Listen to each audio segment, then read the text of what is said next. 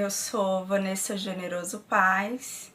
e eu faço parte da rede do Núcleo de Estudos em História Oral da USP. E aí hoje eu estou aqui com vocês para falar um pouco de como fazer entrevista e como foi o meu processo de realizar entrevista com diferentes imigrantes, homens e mulheres, durante a minha pesquisa de mestrado e doutorado. Bem, na iniciação científica eu trabalhei com experiências de vida de mulheres que viveram nos seringais da Amazônia. E eu percebi nesse processo que mesmo que as mulheres tivessem vivenciado e trabalhado nesses espaços de ex-seringais, elas não apareciam na historiografia sobre seringal. Então essas mulheres foram silenciadas, né, os seus processos de luta, de trabalho e de vida eram silenciados dentro das famílias, e elas não apareciam nessa historiografia produzida sobre a Amazônia. E daí eu pude construir, junto com 10 mulheres que eu entrevistei, perceber a força, a luta e o trabalho, a importância do trabalho dessas mulheres que também participavam da extração da borracha no processo da produção do látex. E quando essas mulheres saíram da floresta, elas não foram beneficiadas com a aposentadoria como soldados da borracha, né? Elas serviam como força de trabalho para suas famílias. No mestrado, então eu fiz a graduação em História na Universidade Federal de Rondônia, e no mestrado eu fui fazer pelo programa de História Social da USP, sob a orientação do professor José Carlos Sebe Bomei, e aí eu fui pesquisar imigrantes bolivianos que viviam na cidade de São Paulo. O meu tema foi sobre trânsito de identidades, estratégias de negociação familiar, né, deslocamento de bolivianos entre a Bolívia e o Brasil, e eu pude realizar entrevistas com imigrantes que vieram para o Brasil, principalmente para a cidade de São Paulo, durante a década de 60, e uma segunda geração que veio já a partir da década de 90, e foram trabalhar em diferentes setores na cidade de São Paulo, né? Alguns foram inseridos no setor têxtil, do trabalho da costura, outros foram fazer cursos profissionalizantes e inseriram em outros setores, e eu percebi que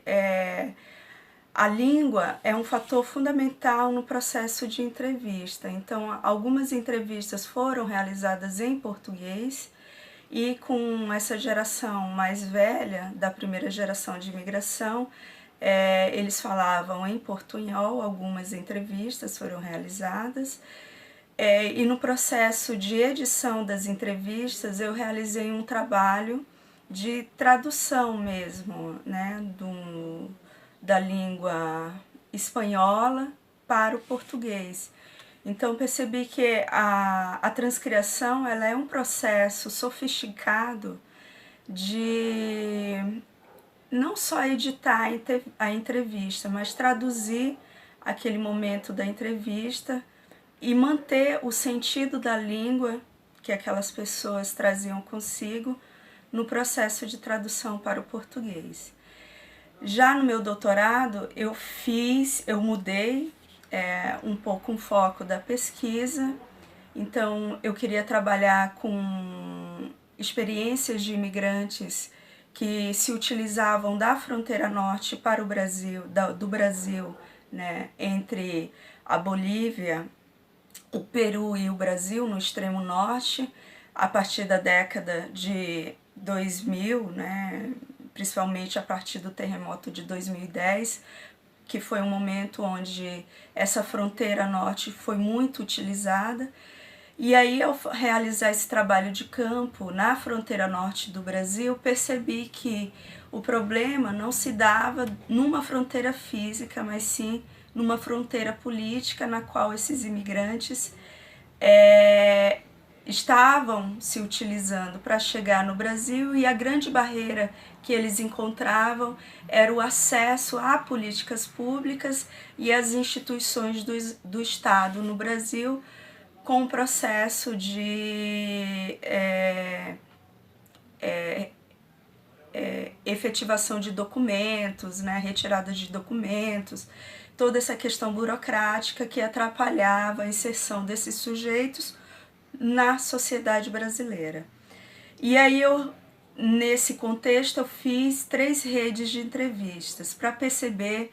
como que o Estado dialogava com esses sujeitos, homens e mulheres, imigrantes latino-americanos e caribenhos, que passaram por diferentes cidades, como Rio Branco, Porto Velho,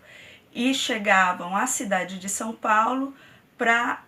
iniciarem ou darem continuidade ao seu trajeto migratório e a sua inserção no mercado de trabalho.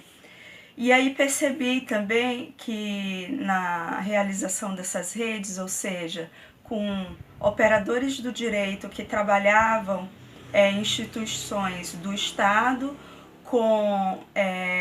pessoas que trabalhavam em instituições não governamentais e que faziam um trabalho de assessoramento político, jurídico e psicológico aos imigrantes, e com imigrantes homens e mulheres na cidade de São Paulo. Então, o que eu percebi? Que um eixo comum